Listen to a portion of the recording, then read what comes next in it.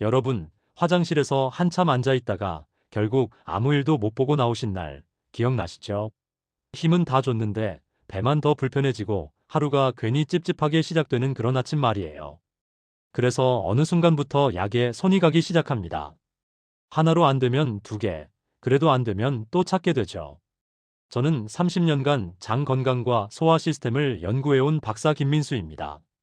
수많은 분들의 장 문제를 지켜보며 확실히 알게 된 게 하나 있습니다. 약에만 의지하면 장은 점점 스스로 움직이는 법을 잊어버린다는 겁니다. 나중에는 약 없이는 아예 신호조차 오지 않는 몸이 될 수 있어요. 생각만 해도 불안하죠. 그런데 많은 분들이 이 사실을 모른 채 해가 갈수록 약의 용량만 늘려가고 계십니다. 처음에는 한 알이면 됐는데 이제는 두 알, 나중에는 그것도 듣지 않아서 더 강한 걸 찾게 되는 거예요. 그 과정에서 장은 점점 더 수동적으로 변하고 결국 스스로 움직일 힘을 완전히 잃어버리게 됩니다. 그래서 오늘은 약부터 찾기 전에 꼭 알아야 할 이야기를 준비했습니다. 집에서 쉽게 시작할 수 있는 방법, 장이 다시 스스로 움직이게 도와주는 핵심 포인트를 하나씩 알려드릴게요. 거창한 준비도 필요 없고 돈 많이 들 일도 아닙니다. 여러분이 이미 가지고 계신 것들만으로도 충분히 시작할 수 있어요. 이 영상 끝까지 보시면 내일 아침 화장실에서 느끼는 부담이 분명 달라질 겁니다. 지금 이 이야기가 남 얘기 같지 않다면 끝까지 함께 들어보세요.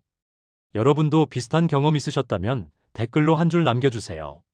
함께 이야기 나눠보고 싶습니다. 제가 상담하면서 가장 자주 듣는 말이 있습니다. 어느 날은 지인의 어머님 이야기였고, 어느 날은 제 가족 이야기이기도 했어요. 아침마다 화장실 앞에서 한숨부터 쉬게 되고, 앉아있는 시간은 점점 길어지는데, 결과는 늘 같았다는 겁니다. 특히 기억에 남는 분이 계세요. 67세 박순희 님이셨는데, 밖에 나가는 날이면 아침부터 마음이 불안하다고 하시더라고요. 혹시 신호가 올까봐, 혹시 안 나오면 하루가 망가질까봐요. 그래서 자연스럽게 약에 의존하게 됐고, 그게 수년이 지나버린 거죠. 처음에는 일주일에 한두 번이었는데, 어느새 매일 먹어야 하는 상황이 됐다고 하셨어요. 박순희님은 약국에서 약을 살 때마다 약사님께 이렇게 물으셨대요. 이거 계속 먹어도 괜찮냐고, 혹시 몸에 나쁜 건 아니냐고요. 그런데 당장 불편한 게 우선이니까 계속 드실 수밖에 없었던 거예요. 그렇게 3년이 지나고 나니까 이제는 약을 먹어도 예전만큼 시원하게 나오지 않더래요. 용량을 늘려야 하나 고민하던 차에 저를 찾아오신 겁니다. 그분이 변한 건 대단한 치료를 받아서가 아니었어요. 아주 작은 식습관 하나, 생활 습관 하나를 바꿨을 뿐입니다. 아침에 일어나자마자 미지근한 물 한 잔 마시기, 식사할 때 기름 한 스푼 더하기, 이 두 가지만 꾸준히 하셨어요. 처음 2주는 변화가 없었지만 3주 차부터 몸이 반응하기 시작했습니다. 한 달 후에는 약 없이도 신호가 오기 시작했고, 두 달 후에는 완전히 약을 끊으셨어요. 이 이야기를 끝까지 들어야 전체 흐름을 알 수 있습니다. 오늘 이 영상에서 말씀드릴 내용은 여러분의 장 관리 방식을 완전히 바꿀 수 있는 중요한 지혜입니다. 이 이야기를 끝까지 듣고 실천하셔야만 진정한 변화를 경험할 수 있습니다. 혹시 아직 구독과 좋아요를 누르지 않으셨다면 지금 바로 눌러주세요. 이 채널은 여러분의 건강한 노년을 응원합니다. 끝까지 보시면 왜 지금 당장 습관을 바꿔야 하는지 분명히 느끼시게 될 겁니다. 마지막에 나올 단 하나의 습관이 모든 것을 바꿀 수 있습니다. 이제부터 본격적으로 변비를 부르는 진짜 원인부터 하나씩 짚어보겠습니다. 여러분의 식습관을 바꾸는 작은 실천만으로도 충분히 일어날 수 있는 일이니까요. 장이 멈추는 진짜 이유. 우리가 매일 놓치고 있는 것들. 많은 분들이 채소와 과일은 잘 챙기면서도 기름은 일부러 피하십니다. 건강을 위해 기름을 줄이는 게 좋다고 생각하시는 거죠. 그런데 여기에 함정이 있어요. 장에서 내용물이 부드럽게 미끄러져 내려가려면 적절한 윤활이 필요한데 기름을 너무 피하면 이 윤활 작용이 약해집니다. 국내 식생활 연구에서도 지방 섭취가 지나치게 낮은 경우 배변 장애가 늘어나는 경향이 확인되었어요. 특히 60대 이상에서는 이 경향이 더 두드러지게 나타났습니다. 제가 만난 68세 김정자님은 평생 기름을 멀리했습니다. 볶음 요리도 물로 하시고 샐러드에도 드레싱을 안 넣으셨어요. 건강하게 사시려고 그러신 건데 그게 오히려 화장실을 힘들게 만들고 있었던 거예요. 기름이 부족하면 장벽이 건조해지고 그러면 내용물이 매끄럽게 지나가지 못합니다. 마치 윤활유 없는 기계처럼 움직임이 뚝뚝 끊기는 거죠. 올리브유나 들기름을 하루 한 스푼씩만 반찬에 더하기 시작하셨는데 2주 만에 배변이 한결 수월해졌다고 하시더라고요. 물론 튀김이나 과도한 기름 섭취는 오히려 부담이 됩니다.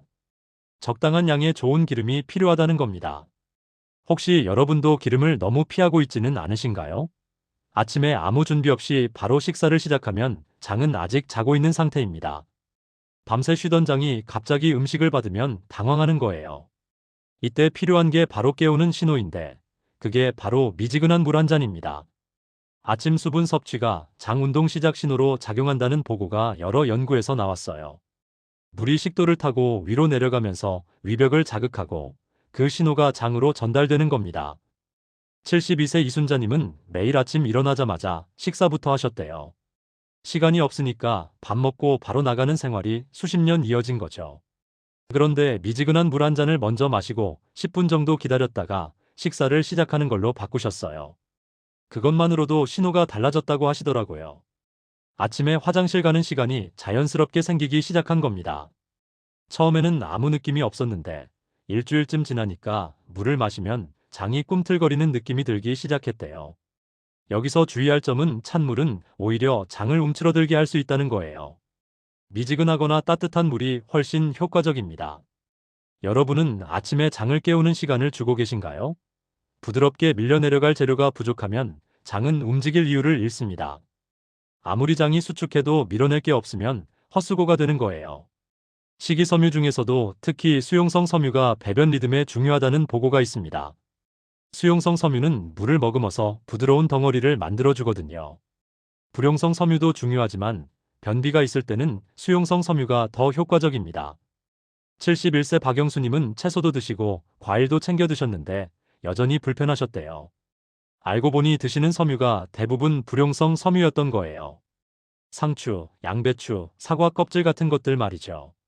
이런 섬유들은 부피는 만들어주지만 부드럽게 만들어주지는 못해요. 그래서 차전자피 같은 수용성 섬유를 물과 함께 보충해드렸더니 화장실 시간이 확 줄었다고 하셨어요.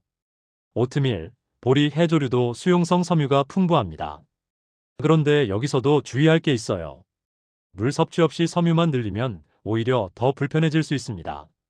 섬유와 물은 항상 함께 가야 해요. 혹시 재료 없이 밀어내려고만 하고 있지는 않으신가요? 많은 분들이 아침 식사를 거르거나 아주 간단하게 드십니다. 바쁘기도 하고 입맛도 없으니까요. 그런데 아침 식사는 장에게 하루가 시작됐다는 신호를 보내는 중요한 역할을 해요. 음식이 위로 들어가면 위결장 반사라는 반응이 일어나는데 이게 장을 자극해서 배변 신호를 만들어줍니다. 특히 아침 식사 후 30분에서 1시간 사이에 이 반사가 가장 강하게 일어납니다. 69세 최미숙님은 오랫동안 아침을 걸으셨어요. 나이 들면서 입맛이 없어졌다고 하시더라고요. 그런데 간단하게라도 아침을 드시기 시작하면서 배변 리듬이 돌아왔습니다. 밥 한 공기가 부담스러우면 바나나 한 개, 삶은 달걀 하나라도 괜찮아요. 중요한 건 아침에 뭔가를 먹는다는 행위 자체입니다. 그게 장에게 일어나라는 신호가 되거든요. 물론 급하게 먹으면 소화에 부담이 되니 천천히 드셔야 해요. 여러분은 아침을 챙겨 드시고 계신가요? 현대인들은 하루 종일 앉아 있는 시간이 너무 깁니다. 특히 은퇴 후에는 집에서 보내는 시간이 많아지면서 움직임이 더 줄어들죠. 그런데 몸이 움직여야 장도 움직입니다. 걷기만 해도 복부에 자연스러운 자극이 전달되고 이게 장 운동을 도와줘요. 중력의 영향도 받기 때문에 누워있는 것보다 서 있거나 걷는 게 훨씬 좋습니다. 65세 정동훈님은 관절이 안 좋아서 운동을 거의 안 하셨어요. 그러다 보니 배변도 점점 힘들어졌고요. 그래서 무리하지 않는 선에서 하루 20분씩 천천히 걷기를 시작하셨어요. 처음에는 집 앞 공원 한 바퀴도 힘들어 하셨는데 한 달 후에는 2바퀴를 걸으셨고 변비도 많이 나아졌습니다. 걸으면서 자연스럽게 복근도 사용하게 되고 호흡도 깊어지면서 장의 산소 공급도 좋아지는 거예요. 여기서 중요한 건 무리한 운동은 필요 없다는 거예요. 천천히 걷기만 해도 충분합니다. 팔을 대각선으로 흔들면서 걸으면 더 효과적이고요. 오늘 여러분은 얼마나 움직이셨나요? 스트레스를 받으면 장도 긴장합니다. 장과 뇌는 긴밀하게 연결되어 있어서 마음이 불안하면 장 운동도 둔해지는 거예요. 이걸 장뇌축이라고 부르는데 실제로 많은 연구에서 스트레스가 장 기능에 직접적인 영향을 준다는 게 밝혀졌습니다. 스트레스 호르몬인 코르티솔이 높아지면 장 운동이 억제되는 메커니즘이 있어요. 74세 한영수님은 가족 문제로 스트레스를 많이 받으셨어요. 그 시기에 유독 배변이 안 됐다고 하시더라고요. 마음이 편해지니까 장도 다시 움직이기 시작했대요. 스트레스를 완전히 없앨 수는 없지만 관리하는 방법은 있습니다. 깊게 숨쉬기, 가벼운 산책, 좋아하는 음악 듣기 같은 작은 것들도 도움이 돼요. 마음이 편안해야 장도 편안해집니다. 요즘 마음이 불편하지는 않으신가요? 화장실 가는 시간을 참는 습관도 큰 문제입니다. 신호가 왔을 때 바로 가지 않고 미루면 장은 점점 신호 보내는 걸 포기하게 돼요. 바쁘다는 이유로, 밖에 있어서 불편하다는 이유로 참다 보면 나중에는 신호 자체가 오지 않게 됩니다. 신호를 무시하면 할수록 직장의 감각이 둔해지는 거예요. 66세 김병호님은 오랫동안 운전 일을 하셨어요.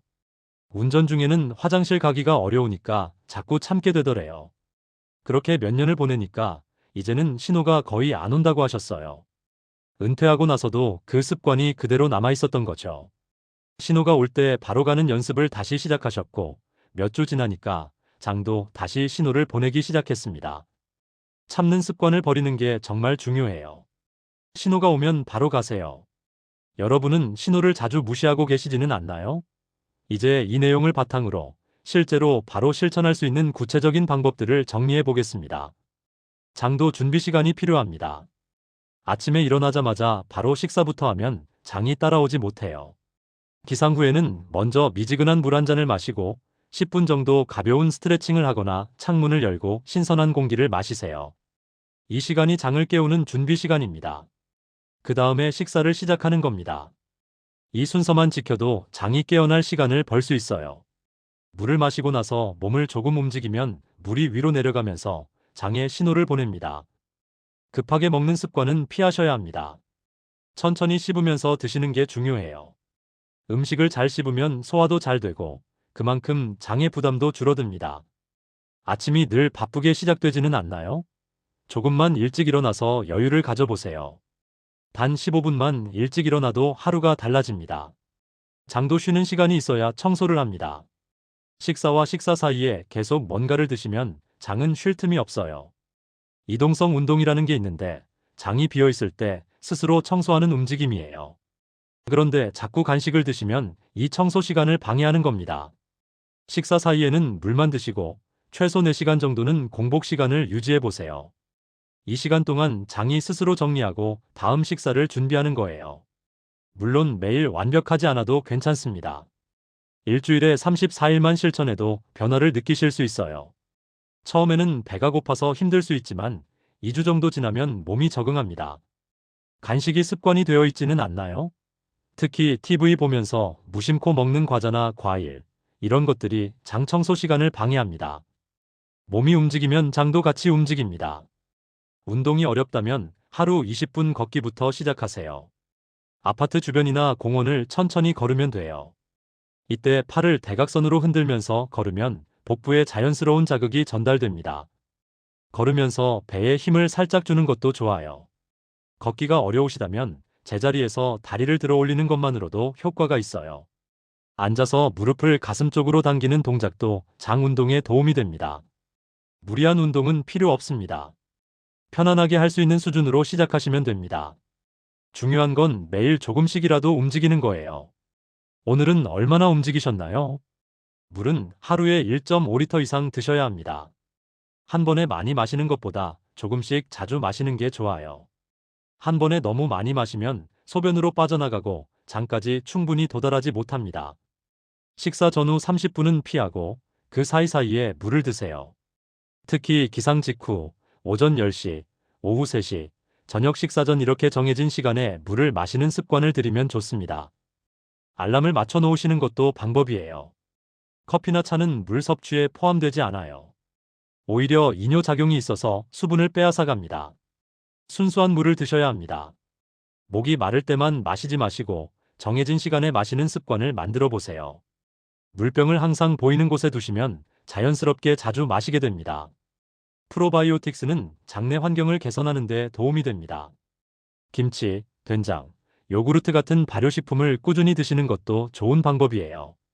만약 발효식품이 입에 안 맞으신다면 프로바이오틱스 보충제를 고려해 볼 수 있습니다. 하지만 이것도 단기간에 효과를 보려고 하지 마세요. 최소 한 달은 꾸준히 드셔야 장내 환경이 바뀝니다. 장내 세균총이 바뀌는 데는 시간이 걸리거든요.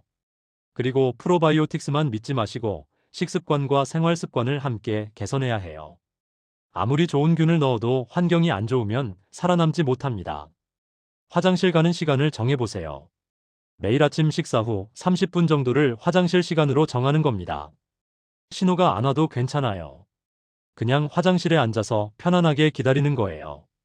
책을 읽거나 핸드폰을 보지 마시고 그냥 편안하게 복부에 집중해 보세요. 이렇게 몇 주를 반복하면 몸이 그 시간을 배변 시간으로 인식하기 시작합니다. 조건 반사처럼 그 시간이 되면 자연스럽게 신호가 오는 거죠. 억지로 힘을 주지 마시고 그냥 편안하게 앉아 계시면 됩니다. 5분 정도 기다려도 신호가 안 오면 그냥 나오세요. 너무 오래 앉아 있으면 항문에 부담이 됩니다. 밤에 충분히 주무셔야 합니다. 수면이 부족하면 장 운동도 둔해져요. 최소 7시간은 주무시는 게 좋습니다. 잠자리에 들기 전에 따뜻한 물로 샤워하시고 방 온도를 적절하게 유지하세요. 너무 덥거나 춥지 않게 18도에서 22도 정도가 적당합니다. 핸드폰은 자기 1시간 전에 멀리 하시고요. 블루라이트가 수면을 방해합니다. 규칙적인 수면 시간을 유지하는 것도 중요합니다. 매일 비슷한 시간에 자고 일어나면 몸의 리듬이 안정되고 그게 장 운동에도 영향을 줍니다. 우리 몸은 리듬을 좋아하거든요. 주말에도 평일과 비슷한 시간에 일어나는 게 좋아요. 이제 마지막으로 오늘 이야기의 핵심을 정리해 보겠습니다. 오늘 이야기의 핵심은 간단합니다. 참고 버티는 게 문제가 아니라 장이 움직일 환경을 잃어버린 게 문제라는 겁니다. 약으로 밀어내면 잠깐은 편할 수 있지만 결국 스스로 움직이는 힘은 더 약해집니다. 약 의존도가 높아질수록 장은 점점 더 수동적으로 변하고 나중에는 약 없이는 아무것도 할 수 없는 상태가 되는 거예요. 반대로 기름 1스푼, 아침 물 1잔, 재료를 채워주는 습관만 바꿔도 몸은 다시 반응하기 시작합니다. 장이 스스로 움직이는 힘을 되찾는 거죠. 물론 당장 내일부터 극적인 변화가 오는 건 아닙니다. 2주에서 한 달 정도는 꾸준히 실천해야 몸이 바뀌기 시작해요. 그 시간이 아깝지 않습니다. 평생 약에 의존하며 사는 것보다 훨씬 나으니까요. 제가 드린 방법 중에서 오늘 당장 실천할 수 있는 건 딱 하나만 고르세요. 전부 다 하려고 하면 부담스러워서 하나도 못하게 됩니다. 가장 쉬운 것부터 시작하시면 돼요. 아침에 미지근한 물 1잔 마시기, 이것부터 시작해도 충분합니다. 일주일 동안 그것만 꾸준히 하세요. 그 다음 주에 또 하나를 추가하는 겁니다. 이렇게 천천히 습관을 쌓아가시면 됩니다. 장 건강은 단순히 화장실 문제가 아닙니다. 장이 제대로 움직이지 않으면 독소가 쌓이고 그게 온몸에 영향을 줍니다. 피부도 거칠어지고 기분도 가라앉고 면역력도 떨어져요. 반대로 장이 건강하면 몸 전체가 가벼워지고 활력이 생깁니다. 그러니 이건 단순히 불편함을 해결하는 문제가 아니라 전체적인 건강을 지키는 문제예요. 다음 영상에서는 아침 배변 리듬이 왜 중요한지, 그리고 나이에 따라 달라지는 장 신호에 대해 더 자세히 이야기해 드릴게요. 50대와 70대는 장이 반응하는 방식이 다릅니다. 그걸 알고 나면 내 몸에 맞는 관리법을 찾을 수 있어요. 또 약을 끊는 구체적인 단계와 타이밍에 대해서도 말씀드리겠습니다. 오늘 내용이 도움이 되셨다면 여러분은 어떤 것부터 시작해보고 싶으신가요? 댓글로 남겨주시면 함께 이야기 나눠보겠습니다. 응원의 말씀이나 궁금한 점도 좋습니다. 여러분의 작은 실천이 큰 변화로 이어지길 바랍니다.